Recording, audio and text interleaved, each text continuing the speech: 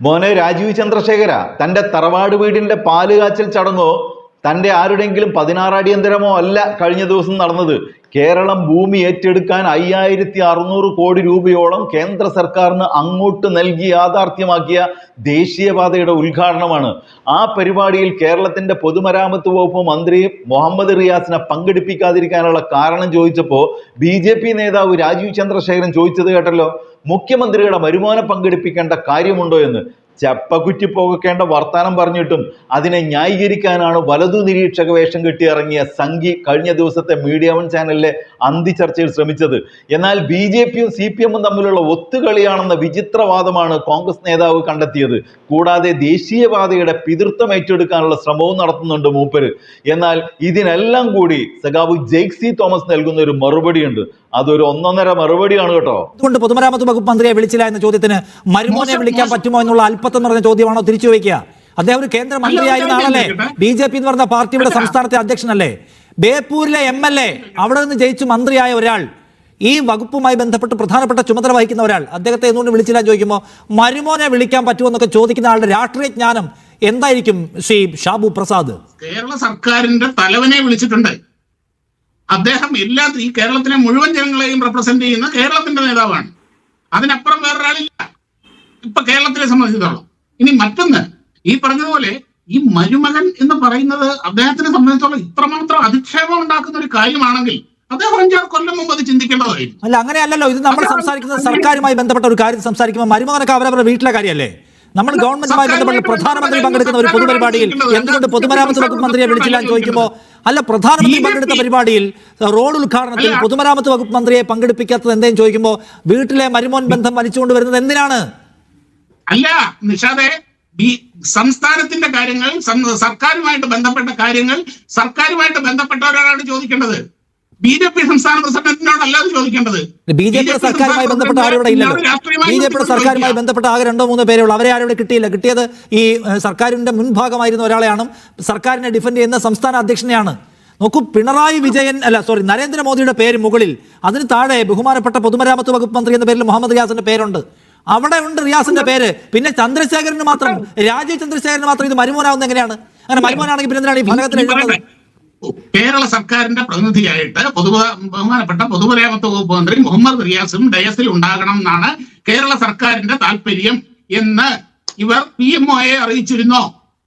അറിയിച്ചിരുന്നുവെങ്കിൽ, അറിയിച്ചിട്ടും ഒഴിവാക്കിയിരുന്നുവെങ്കിൽ നിങ്ങൾ പറയുന്നതിന്റെ അകത്ത് ഒരു പരിധി വരെ ന്യായമുണ്ട്. അല്ല ഷാബു പ്രസാദ്, ഞാൻ ചോദിക്കുന്നത് അറിയിച്ചിട്ടില്ല എന്ന് താങ്കൾ എന്ത് ഉത്തരവാദിത്തം പറയുന്നത് എനിക്കറിയില്ല. സർക്കാർ, എന്റെ ചോദ്യം ഇതാണ്, താങ്കൾ ഇത്രയും കാലമായി രാഷ്ട്രീയം നിരീക്ഷിക്കുന്ന ഒരാളല്ലേ, സർക്കാരുകളെ നിരീക്ഷിക്കുന്ന ആളല്ലേ, ഈ പരിപാടിയിൽ ഫലകത്തിൽ പേരെഴുതി വെച്ചിരിക്കുന്ന പൊതുമരാമത്ത് വകുപ്പ് മന്ത്രി എന്ന സംസ്ഥാനത്തെ പ്രധാനപ്പെട്ട ഉത്തരവാദിക്കുന്ന ഒരാൾ നോർമലി സാധാരണ നിലയ്ക്ക് ക്ഷണിക്കപ്പെടേണ്ടതല്ലേ? അയാളെ വെട്ടുന്ന ഒരു അസ്വാഭാവിക താങ്കൾക്ക് തോന്നുന്നില്ല? നിൽക്കൂ നിഷാദേ, ഞാൻ ചോദിച്ചു, ശരി, PMO അങ്ങനെ ചെയ്തിട്ടുണ്ട് എങ്കിൽ ആ PMOയുടെ ശ്രദ്ധയിൽ ഇത് പെടുത്തി അത് തിരുത്തിക്കാനുള്ള ബാധ്യത ഇവിടുത്തെ സർക്കാരിനുണ്ടല്ലോ. അല്ല, PMO എന്തിനാ അത് ചെയ്യുന്നതിന്റെ ചോദ്യം, സർക്കാർ തിരുത്തിക്കുന്നതും സർക്കാരിന്റെ മറുപടിയും വേറെ കാര്യം. PMO ഇത് ചെയ്യാമോ? ഈ അല്പത്തരം PMO ചെയ്യാമോ? നിങ്ങളെ സംബന്ധിച്ചിടത്തോളം, നിങ്ങളെയും CPM-നെ സംബന്ധിച്ചിടത്തോളം വർഗീയ ഫാസിസ്റ്റ് പല RSS നിയന്ത്രിക്കുന്ന അങ്ങനെയുള്ള വൃത്തികെട്ട സർക്കാരിൽ നിന്ന് ഇതൊക്കെ നിങ്ങൾ പ്രതീക്ഷിക്കണം. പക്ഷെ അതല്ലേ ചോദിച്ചത്. അങ്ങനെയാണെ ഓക്കെ, എനിക്ക് തർക്കമില്ല.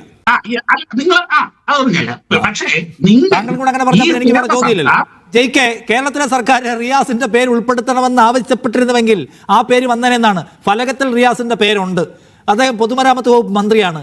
അപ്പൊ ഇനി സർക്കാർ പുറകെ നടന്ന് നിർബന്ധിച്ചാലായിരുന്നു ആ പേര് ചേർക്കാൻ, നിർബന്ധിച്ചിട്ടില്ല എന്നാണ്.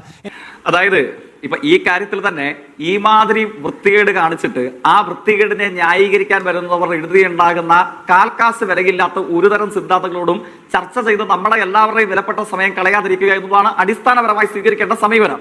പിന്നെ ഇതൊക്കെ ഇങ്ങനെ പറഞ്ഞുകൊണ്ട് ചില കാര്യങ്ങളെങ്കിലും മീഡിയ വണ്ട പ്രേക്ഷകർ, മലയാളികൾ, ഇതൊക്കെ കേൾക്കുന്ന ആളുകൾക്ക് വേണമെങ്കിൽ ഇതും ശരിയാണോ എന്നൊരു സംശയം, എന്നൊരു ചോദ്യം വേണമെങ്കിൽ തോന്നാം. അതുകൊണ്ട് ഞാൻ പറയുകയാണ്, ഈ കാര്യങ്ങളെ സംബന്ധിച്ച് പ്രധാനമന്ത്രി പങ്കെടുക്കുന്ന ഒരു സദസ്സ്, ആ സദസ്സിലിടുന്ന കസേരകളുടെ എണ്ണം, പ്രധാനമന്ത്രി സംസാരിക്കുന്ന സമയം, ആ സമയത്തിന്റെ ദൈർഘ്യം എത്ര, അതിഥികൾ പങ്കെടുക്കുന്നുണ്ടെങ്കിൽ ആരൊക്കെ എവിടെയൊക്കെ ഇരിക്കണം, അതിഥികൾ ആരൊക്കെ സംസാരിക്കേണ്ടതുണ്ട്, എത്ര നേരം സംസാരിക്കണം, ഈ കാര്യങ്ങളെയൊക്കെ സംബന്ധിച്ചുള്ള മാർഗനിർദ്ദേശങ്ങൾ എന്ന് പറയുന്നത് ബ്ലൂ ബുക്കാണ്. ആ ബ്ലൂ ബുക്കിൽ പറയുന്ന ഏറ്റവും പ്രധാനപ്പെട്ട ഇത് സംബന്ധിച്ചുള്ള കാര്യമാണ് ഡയസ് പ്ലാൻ എന്ന് പറയുന്നത്. കേരളത്തെ സംബന്ധിച്ച് ഈ ഡയസ് പ്ലാന്റെ വിവരം കൈമാറുന്നത് ഇന്ന് രാവിലെ മാത്രമാണ്. നമ്മുടെ പ്രോട്ടോകോൾ വിഭാഗത്തെ അറിയിക്കുന്നത് ഇന്ന് രാവിലെ മാത്രമാണ്. ഈ ഡയസ് പ്ലാൻ നേരെ എന്ത് ചെയ്യുന്നു, ഒരു ഘട്ടത്തിൽ പോലും പ്രൈം മിനിസ്റ്റേഴ്സ് ഓഫീസ് CMOയുമായിട്ട് ഒരു തരത്തിലുള്ള കമ്മ്യൂണിക്കേഷൻ നടത്തിയിട്ടുണ്ടായിരുന്നില്ല. ഇന്നു രാവിലേക്ക് ശേഷം മാത്രം ഡയസ് പ്ലാൻ നമ്മുടെ നാട്ടിൽ പ്രോട്ടോകോൾ വിഭാഗത്തിന് കൈമാറുന്നു. ആ ഡയസ് എനിക്ക് സംസാരിക്കാമെന്നാണ് ഞാൻ കരുതുന്നത്. ആ ഡയസ് പ്ലാൻ ശരി ആ ഡയസ് പ്ലാൻ അവസാന മൊമെന്റിലാണ് കിട്ടിയത്. അപ്പോഴാണ് നമ്മൾ നമ്മുടെ പ്രൊട്ടസ്റ്റ് രേഖപ്പെടുത്തിയതെന്നാണ്. പക്ഷെ എന്റെ ചോദ്യം ഒന്നുമല്ല, ഈ പറഞ്ഞ സാങ്കേതികത്തിന്റെ കാര്യം എന്താണ്? കാരണം അവിടെ ഇതൊരു പൊതുമരാമത്ത് വകുപ്പുമായി ബന്ധപ്പെട്ട പരിപാടിയിൽ പൊതുമരാമത്ത് വകുപ്പ് മന്ത്രിയെ നിശ്ചയിക്കേണ്ടതില്ല എന്ന് തീരുമാനിക്കുന്ന യുക്തി എന്താണ്? അതിനോട് സർക്കാർ എങ്ങനെ റെസ്പോണ്ട് ചെയ്തു, എത്ര സമയമെടുത്തു എന്നതൊക്കെ വേറെ തന്നെ കാര്യമാണ്. അവിടെ നോക്കൂ, നോർത്ത് ഇന്ത്യയിലൊക്കെ ഒരുപാട് പരിപാടി സർക്കാർ ഈ പറയുന്ന ഈ റോഡ് ഉദ്ഘാടനത്തിന്റെ പേരിൽ നടത്തുന്നുണ്ട്. അവിടെ എല്ലാം ഈ മരാമത്ത് വകുപ്പ് മന്ത്രിമാരെ ക്ഷണിക്കാം. ഇവിടെ മാത്രം മരാമത്ത് മന്ത്രി വേണ്ട, നോക്കൂ ഫലകത്തിൽ പേരുള്ള മന്ത്രി വേണ്ട എന്ന് തീരുമാനിക്കുന്ന ഒരു പ്രശ്നമുണ്ടല്ലോ. അതിനോട് ഗവൺമെന്റ് റെസ്പോണ്ട് ചെയ്യാൻ വൈകിയോ ഇല്ലയോ എന്ന് ഗവൺമെന്റ് പറയട്ടെ. ഇപ്പൊ ജയ്ക്ക് പറയുന്നു അതിന്റെ ഡയസ് പ്ലാൻ കിട്ടിയിട്ടുള്ള ഏറ്റവും അവസാനത്തെ മൊമെന്റിലാണ്, അപ്പൊ തന്നെ സർക്കാർ പ്രൊട്ടസ്റ്റ് ചെയ്തു, പങ്കെടുക്കത്തില്ലാന്ന് തീരുമാനിച്ചു. പക്ഷേ ഈ അല്പത്തിൽ നിറഞ്ഞ തീരുമാനം എന്നിട്ട് മരുമോനെ വിളിക്കണോ എന്ന് പറയുന്ന ഏറ്റവും നിലവാരം കുറഞ്ഞ മറു ചോദ്യം, ഇവിടെ ആ പ്രശ്നം കിടക്കുന്നത്. ഇതൊരു കൃത്യമായ അജണ്ടയാണ്. ഈ അജണ്ട ഇന്ന് ശ്രീ മുഹമ്മദ് റിയാസിന് നിഷാദ് ചോദിച്ച ചോദ്യത്തിന് ഉത്തരമാണ്. അനുകൂലമായ ഒരു അവസ്ഥയിലേക്ക് കൊണ്ടുവരാനുള്ള ഈ രണ്ട് മുന്നണിയുടെയും ഇടയ്ക്ക് നിൽക്കുന്നത്, നമ്മളൊക്കെ ഇടയ്ക്ക് പറയുന്നത് പോലെ CJP മുന്നണിക്കകത്തുള്ള ആരോ ഒന്ന് കാണിച്ചു വെച്ചതാണ്. അല്ലാതെ ശിലാഫലകത്തിൽ പേരുള്ള മുഹമ്മദ് റിയാസ് ഈ പരിപാടിക്കില്ല. കൃത്യം ചോദ്യം ചോദിക്കുന്നത്, ഇത് ചോദിക്കേണ്ട ഒരാളുമല്ലാത്ത ഒരു രാഷ്ട്രീയ പാർട്ടിയുടെ പ്രസിഡന്റ് മാത്രമായ രാജീവ് ചന്ദ്രശേഖരനോട് ചോദിക്കുന്നു. ഒരു കാലത്തുമില്ലാത്ത വർദ്ധിത വീര്യത്തോടു കൂടി BJP-ക്കാർ ഒരിക്കലും ചർച്ച ചെയ്യാൻ പാടില്ലാത്ത തരത്തിലുള്ള കാര്യങ്ങൾ ആക്ഷേപിക്കുന്നു. BJP-ക്ക് അറിയാത്തതാണോ കേരളത്തിലെ ഒരു മന്ത്രി, ആ മന്ത്രിയുടെ കുടുംബ ബന്ധമല്ല ഇത് പറയേണ്ടത് എന്ന് അറിയാത്ത ആളുകളല്ല BJP-ക്കാർ. പക്ഷെ ഇന്ന് വിവാദമാവേണ്ട ആവശ്യം BJP-ക്കുണ്ട്. കാരണം വിവാദമാക്കി എടുത്തുകൊണ്ട് കേരളത്തിലെ ഒരു മന്ത്രിക്ക് അല്ലെങ്കിൽ ഈ മന്ത്രിസഭയ്ക്ക് അനുകൂലമായ ഒരു വഴിയൊരുക്കേണ്ട പണിയാണ് ഇന്ന് ഇവിടുത്തെ BJP-യുടെ സംസ്ഥാന പ്രസിഡന്റ് ഉൾപ്പെടെയുള്ള BJP-യുടെ നേതാക്കന്മാർ ഉൾപ്പെടെയുള്ള ആളുകൾ എടുത്തു വെച്ചിട്ടുണ്ട്. ഒരു കാര്യം സമ്മതിക്കുന്നുണ്ട്, റിയാസിന് ഗുണമായി ഈ ദിവസം എന്ന് കാണുന്നുണ്ട്. തീർച്ചയായിട്ടും ഒരു ഇവന്റ് ആണ് ശ്രീ നിഷാദ്, ഒരു ഇവന്റ് ആണ്. ഈ ഇവന്റ് രണ്ട് പാർട്ടിയും ചേർന്നുണ്ടാക്കിയ ഇവന്റ് ആണ്. ഈ ചീപ്പ് പരിപാടി അവർ കാണിച്ചിട്ടുണ്ടെങ്കിൽ അതിന് ചില ഉദ്ദേശങ്ങളൊക്കെ ഉണ്ട്, അത് നിങ്ങളെ സഹായിക്കാനാണെന്നാണ് നിജേഷിന്റെ സിദ്ധാന്തം. അതിലേക്ക് വരാം. എന്തായാലും അങ്ങനെ ഒരു സിദ്ധാന്തം അങ്ങയുടെ ചോദ്യത്തിൽ അങ്ങ് കോട്ട് ചെയ്ത കേരളത്തിലെ LOPക്കോ നമ്മുടെ പ്രതിപക്ഷ നേതാവിനോ അല്ലെങ്കിൽ മുസ്ലിം ലീഗിന്റെ നേതാവിനോ ഒന്നും ഉള്ളതായിട്ട് അവരുടെ പ്രതികരണങ്ങൾ അങ്ങോട്ട് കോട്ട് ചെയ്ത അവരുടെ പ്രതികരണങ്ങൾ എന്തായാലും സാധാരണക്കാരെന്ന നിലയിൽ ഞാൻ പരിശോധിച്ചിട്ട് എനിക്ക് കാണാൻ കഴിഞ്ഞിട്ടില്ല. എന്തായാലും ചർച്ചയിൽ വന്നിരുന്ന കോൺഗ്രസ് പ്രതിനിധി അതിനിടയിലും ക്ഷീരമുള്ള അകിടും ചൂട്ടിലും ചോര തന്നെ കൊതിന് കൗതുകം എന്നതുകൊണ്ടായിരിക്കും അതിനിടയിലും ഒരു RSS ബാന്ധവമുണ്ടോ എന്ന പരിശോധനയിലാണ്. ഇരിക്കട്ടെ, ഞാൻ അതിലേക്ക് വരാം. പക്ഷെ തൊട്ടു മുമ്പ് നമ്മുടെ സംഘപരിവാർ രാഷ്ട്രീയത്തോട് ആഭിമുഖ്യമുണ്ട് എന്ന് കരുതപ്പെടുന്ന നമ്മളുടെ സഹപാനലിസ്റ്റ് RSS നേതാക്കന്മാരുള്ള ചർച്ചയിൽ അദ്ദേഹം വരാറില്ല. RSS നേതാക്കന്മാർ അറപ്പോടെ മാറ്റി നിർത്തുന്ന ചർച്ചയിലാണ് അദ്ദേഹം വരാറുള്ളത്. ഇരിക്കട്ടെ, അപ്പോൾ അദ്ദേഹം പറയുന്നു ഈ കാര്യത്തിലുള്ള ഇത്തരം പ്രതികരണങ്ങൾ നടത്തുക സ്വാഭാവികമാണ്. കേരളത്തിൽ DYFIയുടെ യൂണിറ്റ് പ്രസിഡന്റായി പ്രവർത്തനം ആരംഭിച്ച് അഖിലേന്ത്യാ അധ്യക്ഷൻ വരെ ആവുകയും അതിനുശേഷം കരുത്തോടുകൂടെ കേരളത്തിന്റെ പൊതുമരാമത്ത് വകുപ്പിനെ നയിക്കുന്ന സഖാവ് മുഹമ്മദ് റിയാസിനെ സംബന്ധിച്ച് അങ്ങേയറ്റം മനുഷ്യത്വ വിരുദ്ധമായി നടത്തിയ RSSന്റെ നിലവാരം തുറന്നു കാട്ടുന്ന പ്രയോഗം അത് BJP സംസ്ഥാന അധ്യക്ഷന്റെ അവകാശമാണ്, അത് അദ്ദേഹത്തിന്റെ സമീപനമാണ് എന്നാണ് നമ്മുടെ സഹയാത്രികൻ പറഞ്ഞത്. നമ്മൾ മലയാളികൾ നമ്മളൊന്ന് ആലോചിച്ച് നോക്കൂ. ഇപ്പോൾ നമ്മുടെ യൂണിയൻ ഗവൺമെന്റിന്റെ ആഭ്യന്തരമന്ത്രിയുടെ പേര് അമിത്ഷാ എന്നുള്ളതാണ്.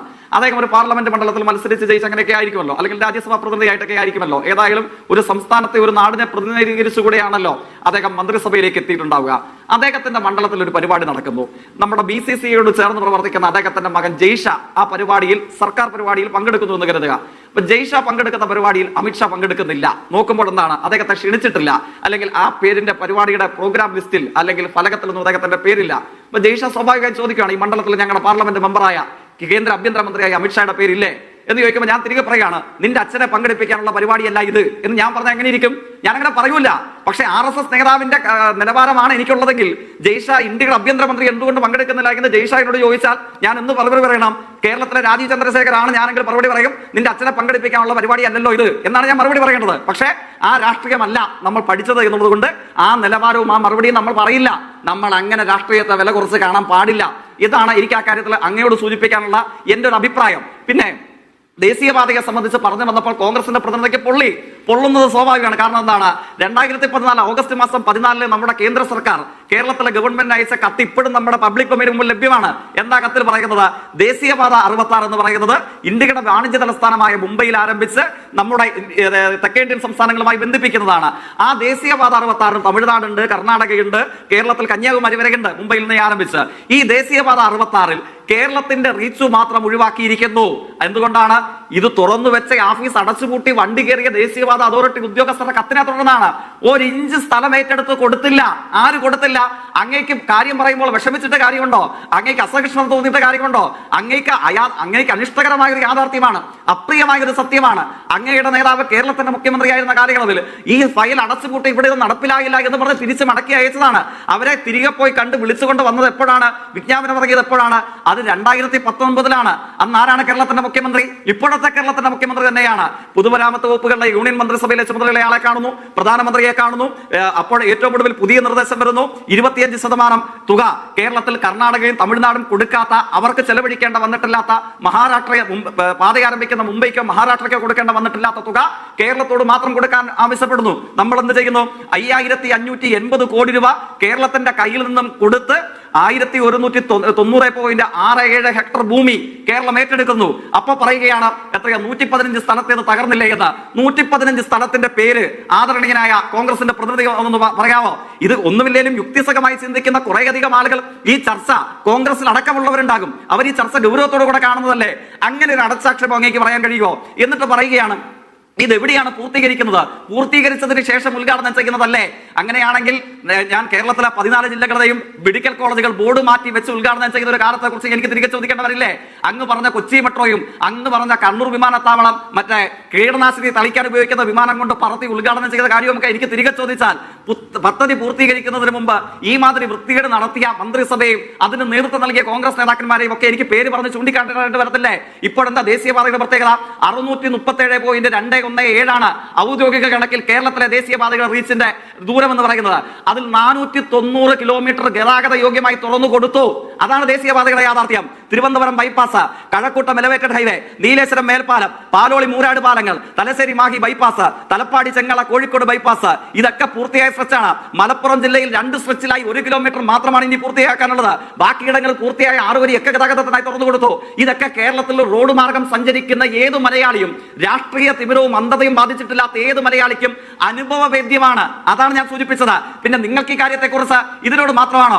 മലയോര ഹൈവേ മുടക്കുമെന്ന് പറഞ്ഞവരല്ലേ നിങ്ങൾ? തീരദേശ ഹൈവേ മുടക്കുമെന്ന് പറഞ്ഞവരല്ലേ നിങ്ങൾ? വയനാട് തുരങ്കം മുടക്കുമെന്ന് പറഞ്ഞവരല്ലേ നിങ്ങൾ?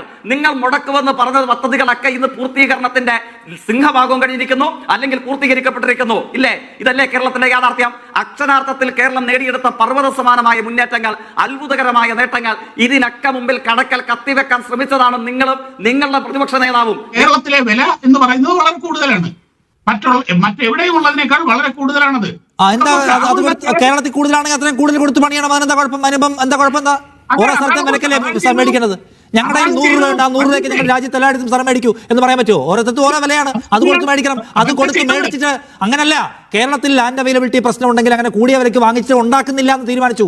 അപ്പൊ ഞങ്ങൾ തരാം 6000 കോടി, ഞങ്ങൾ തരാം 6000 കോടി എന്ന് പറഞ്ഞിട്ട് നമ്മൾ കൊടുത്തിട്ട് ഇല്ലേ നടക്കില്ല. ഇല്ലെങ്കിൽ ഒരു കാലത്തും നിങ്ങൾ പണിയത്തില്ല. അല്ലെങ്കിൽ ഒരു കാലത്തും നിങ്ങൾ പണിയത്തില്ല. ഇവിടെ പണി നിർത്തിവെച്ചതിന്റെ കാരണം അതല്ല. ഞങ്ങൾക്ക് 30 മീറ്റർ മതിയെന്ന് ഒരുമിച്ച് അവിടെ കൊണ്ടുപോയി കൊടുത്തു. പക്ഷേ അത് NHI കൊടുക്കുന്ന തൊട്ടുവെച്ച് അത് എടുക്കാൻ പറ്റില്ലായിരുന്നു. ഇപ്പൊ നല്ല പൈസ കൊടുത്തപ്പോ സ്മൂത്തായി എടുക്കാൻ പറ്റി. നല്ല കാശ് പിണറായി വിജയൻ കൊടുത്തപ്പോ എടുക്കാൻ പറ്റി. അതല്ലേ സിമ്പിൾ പരിപാടി. 2013 ഡോക്ടർ മൻമോഹൻ സിംഗ് ഭരിക്കുന്ന കാലത്താണ് കമ്പോള വില അനുസരിച്ച് അതിന്റെ ഇരട്ടി കൊടുത്തുകൊണ്ട് ഭൂമി ഏറ്റെടുക്കൽ നിയമം 2013 പാസ്സായത്.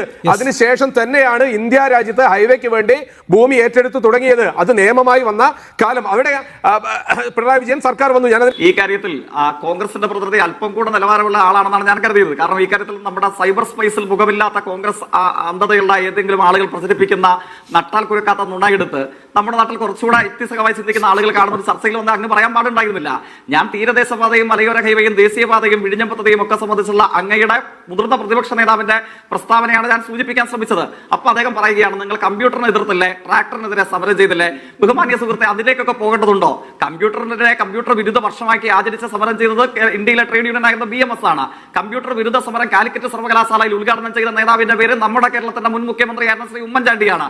ഇതൊക്കെ നമ്മുടെ നാട്ടിൽ സംഭവിച്ചിട്ടുള്ളതല്ലേ? അതിനൊക്കെ തെളിവുകൾ ഉണ്ടായിരുന്നില്ലേ? അപ്പൊ ഇത്തരം കാര്യങ്ങളൊന്നും ദയവ് ചെയ്ത് ഒരു ശ്രദ്ധേയമായ മൗലികമായ ഒരു ചോദ്യത്തിന്റെ മറുപടിയായിട്ട് ഈ മാതിരി സോഷ്യൽ മീഡിയയിലെ ഏതെങ്കിലും മുഖമില്ലാത്ത ആളുകൾക്ക് തെളിയിക്കുന്ന അങ്ങ് പറയാൻ പാടുണ്ടായിരുന്നില്ല.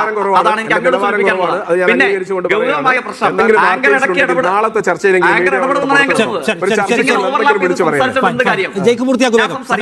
കോൺഗ്രസ് പ്രതിനിധിക്ക് ഈ കാര്യം അല്ല, ഞാൻ പറഞ്ഞല്ലോ, അങ്ങ് എനിക്ക് അവസരം നൽകി ഞാൻ സംസാരിച്ച് തുടങ്ങിയതാണ്. ഞാൻ ചില കാര്യങ്ങളെ സംബന്ധിച്ചുള്ള കേരളത്തിന്റെ കൈപ്പേറിയ അനുഭവങ്ങൾ പറഞ്ഞപ്പോൾ കോൺഗ്രസ് പ്രതിനിധിക്ക് പൊള്ളി, അദ്ദേഹം ഇടയ്ക്ക് ഇടപെട്ടു. ഞാൻ ഇടപെട്ടപ്പോൾ ഞാൻ അവസാനിപ്പിച്ചു, ഞാൻ ഓവർലാപ്പ് ചെയ്ത് സംസാരിക്കില്ല, അതെന്റെ നിലപാടാണ്.